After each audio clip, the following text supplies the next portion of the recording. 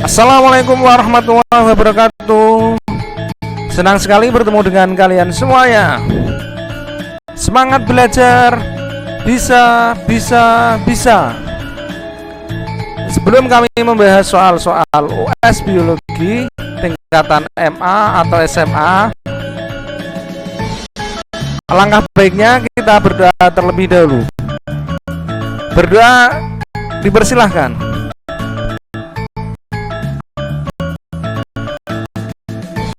Berdoa selesai.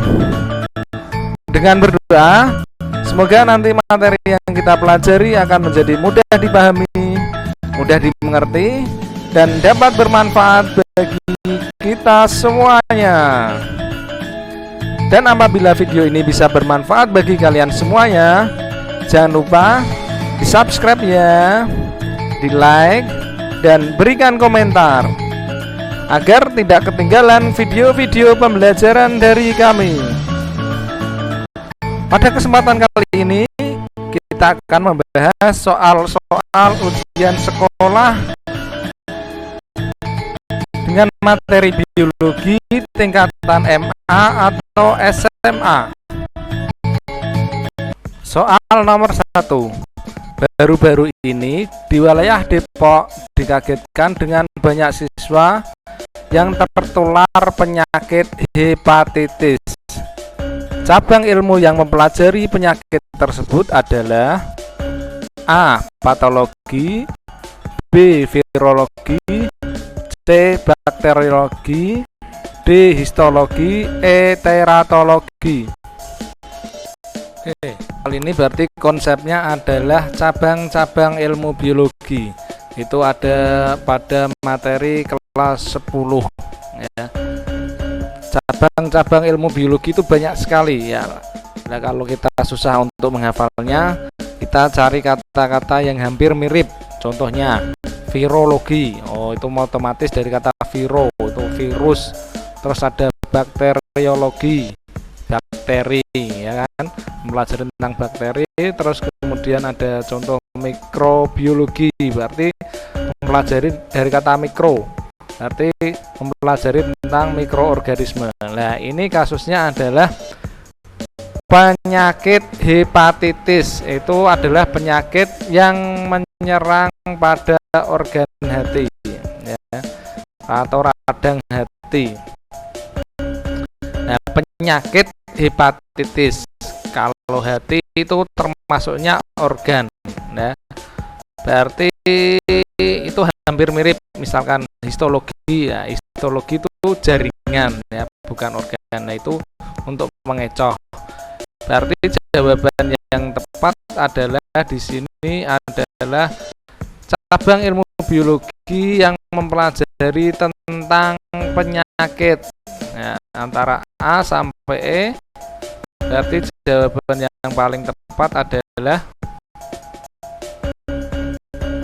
ya, benar, patologi ya. Dengan pembahasan di sini, patologi adalah cabang ilmu biologi yang mempelajari tentang penyakit. Kalau yang B itu cabang ilmu biologi yang mempelajari tentang virus. Yang C bakteriologi, cabang ilmu biologi yang mempelajari tentang bakteri. Terus yang D cabang ilmu biologi yang mempelajari tentang jaringan. Yang E teratologi, cabang ilmu biologi yang mempelajari tentang kelainan perkembangan fisiologis ya. Berarti jawabannya adalah yang A, cabang ilmu biologi yang mempelajari tentang penyakit. Untuk cabang ilmu biologi nanti bisa dibuka lagi di materi kelas 10 ya, banyak sekali. Nah, ini contoh ada 10 cabang-cabang ilmu biologi dengan pengertiannya ya. Soal berikutnya, soal nomor 2. Ketika mengamati jamur dengan ciri-ciri berikut. 1. Miselium berkembang dalam substrat. 2.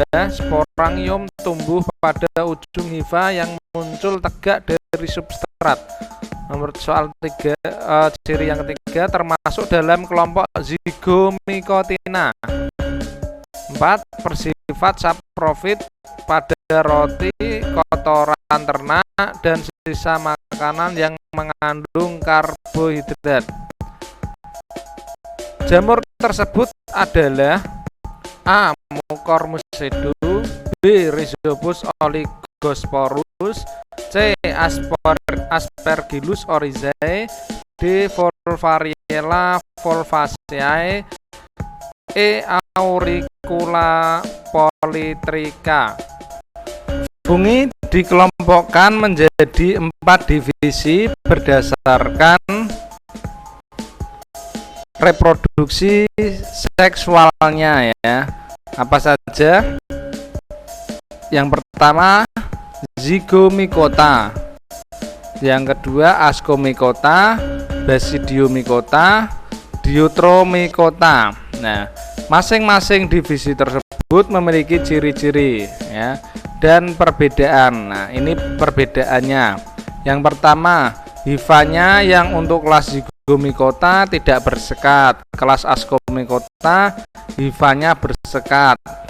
Yang Basidiomycota juga bersekat, Diotromycota juga bersekat.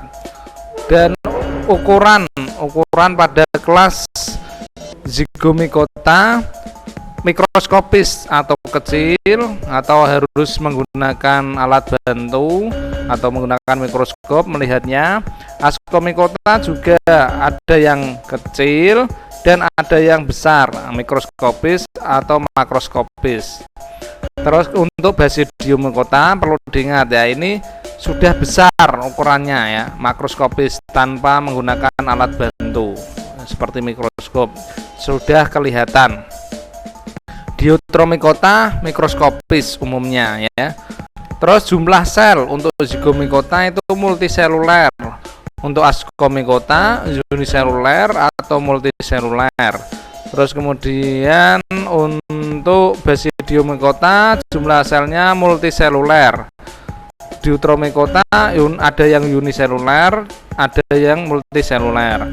Nah, untuk tubuh buah untuk Zygomycota tidak memiliki. Ascomycota tubuh buahnya akan terbentuk yang namanya ascocarp. Nah, terus untuk Basidiomycota ini hampir sama dengan namanya, kelasnya ya, Basidiomycota, berarti tubuh buahnya membentuk basidiokarp. Terus untuk Diotromycota jarang membentuk tubuh buah ya, atau tidak memiliki, gitu aja, enggak apa-apa. Untuk reproduksi vegetatifnya untuk Zygomycota itu akan terbentuk spora. Untuk Ascomycota akan membentuk conidiospora. Basidiomycota conidiospora. Diotromycota juga conidiospora. Terus reproduksi generatifnya atau seksualnya. Nah, ini akan terbentuk ini sama dengan kelasnya. Zygomycota berarti akan terbentuk zygospora. Ascomycota berarti ascospora. Basidiomycota berarti basidiospora. Diotromycota, nah ini belum diketahui. Nah ini atau Diotromycota itu bisa disebut jamur atau kelas jamur yang tidak sempurna atau fungi imperfecti. Nah, contoh-contohnya ya banyak sekali untuk kelas Zygomycota. Misal Rhizopus oligosporus dan lain-lainnya. Ascomycota, Saccharomyces cerevisiae dan lain-lain. Untuk Basidiomycota contohnya Volvariella volvaceae. Terus untuk Diotromycota Trichopiton tonsurans dan lain-lain. Ya, itu tadi sudah ada tabel pembeda. Sekarang kita masuk yang ke poinnya, ke soal lagi. Ya, ini bisa digarisbawahi, termasuk dalam kelompok Zygomycotina atau Zygomycota ya. Yang mana antara A sampai E? Ya, yang masuk kelompok zigomicotena itu antara A dan B. Untuk yang C itu masuk kelompok ascomycota. Yang D dan E itu masuk kelompok jamur basidiomycota. Nah, terus ciri yang nomor 4 tadi yang di soal, bersifat saprofit pada roti dan kotoran ternak dan sisa makanan. Berarti itu yang tepat adalah jamur Mucormucedum ya. Itu karena sebagai tadi saprofit pada roti atau kotoran ternak dan sisa makanan. Untuk Rhizopus oligosporus itu bermanfaat untuk pembuatan tempe ya, berperan pada proses pembuatan tempe. Untuk Aspergillus oryzae itu pembuatan kecap ya, tapi kelompok ascomycota. Terus untuk yang di Volpariella volvaceae itu berada pada basidiomycota, berperan untuk bahan makanan, bisa dimakan. Yang E juga itu jamur kuping, juga bisa dimakan. Selanjutnya soal nomor 3. Perhatikan ciri-ciri organisme berikut ini. 1. Bersifat heterotrof, bersifat autotrof, intisel prokaryotik, intisel eukaryotik, bersel tunggal, bersel banyak. Pertanyaannya, persamaan ciri yang dimiliki oleh amuba dan paramecium adalah, pembahasannya adalah amuba dan paramecium itu termasuknya protista ya, protista yang mirip hewan ya. Nanti protista itu ada 3, protista mirip hewan, protista mirip tumbuhan, dan protista mirip jamur ya. Ini amuba dan paramecium adalah protista yang mirip hewan atau protozoa nanti kelompoknya. Nah, amuba dan paramecium itu, kalau amuba itu masuk ke kelompok protista mirip hewan yang berkaki semu ya, bergerak dengan kaki semu. Kalau paramecium adalah protista yang bergerak dengan bulu getar atau rambut getar atau bersilia ya. Oke. Nah, ciri-ciri dari protista adalah dari ke-6 tersebut. Yang paling benar adalah ya, protista itu untuk yang protista mirip hewan bersifat heterotrof, terus kemudian intisel eukaryotik dan bersel tunggal. Jawaban yang paling tepat adalah yang C ya, 1, 4, 5. Selanjutnya soal nomor 4. Dalam sistem pengelompokan tumbuhan ada beberapa macam cara tergantung dari macam kelompoknya. Kelompok tumbuhan di bawah ini yang merupakan keanekaragaman tingkat jenis dalam satu genus adalah, untuk tipe soal nomor 4 ini materinya adalah keanekaragaman hayati ya, atau biodiversitas. Perlu diingat, keanekaragaman hayati itu ada 3 tingkatan ya. Yang pertama keanekaragaman hayati tingkat gen, terus tingkat jenis, dan tingkat ekosistem. Oke, dalam pertanyaannya adalah yang ditanyakan keanekaragaman hayati tingkat jenis tapi dalam satu genus ya. Sesuai dengan pilihan gandanya itu semuanya keanekaragaman hayati tingkat jenis ya. Tapi untuk yang tingkat genus yaitu adalah yang D. Kenapa yang D? Karena itu masih dalam satu genus citrus. Nama ilmiah dari jeruk bali yaitu Citrus maxima. Nama ilmiah dari jeruk nipis yaitu Citrus aurantifolia. Nama ilmiah untuk jeruk peras yaitu Citrus exsinensis. Selanjutnya soal nomor 5. Perhatikan manfaat keanekaragaman hayati di bawah ini. 1. Sebagai bahan pangan. 2. Sebagai bahan obat. 3. Sumber plasma nutfah. 4. Manfaat mental spiritual. 5. Manfaat ilmiah dan keilmuan. Pertanyaannya, manfaat non-konsumtif dari keanekaragaman hayati ditunjukkan oleh nomor.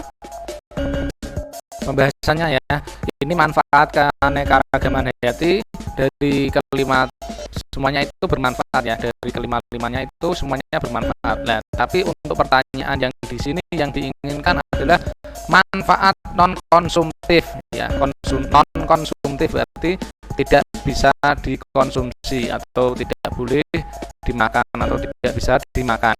Berarti untuk dari kelima manfaat tersebut yang paling tepat adalah yang E ya. Jelas sekali ini. Untuk ciri atau manfaat yang pertama sebagai bahan pangan itu jelas tidak masuk ya, itu bisa dikonsumsi atau bisa dimakan. Terus sebagai bahan obat ya, kalau kita sakit berarti minum obat, berarti bisa dikonsumsi. Yang tiga, sumber plasma nutfah. Nah, plasma nutfah itu adalah substansi pembawa sifat keturunan yang berupa organ utuh atau bagian dari tumbuhan atau hewan serta jasad ternik. Nah, itu jelas sekali tidak untuk dikonsumsi atau non konsumtif. Terus yang nomor 4-nya itu manfaat mental spiritual. Nah, ini jelas sekali. Terus yang nomor 5, manfaat ilmiah dan keilmuan. Ya, ini berarti jawaban yang tepat 3, 4, 5. Oke. Terima kasih telah menonton atau menyimak video pembahasan soal US biologi dari kami. Simak video berikutnya atau video pembahasan soal atau video pembelajaran dari kami di channel YouTube Berkah Belajar. Dan jangan lupa di like, di subscribe, dan berikan komentar agar tidak ketinggalan video-video pembelajaran dari kami. Terima kasih. Wassalamualaikum warahmatullahi wabarakatuh.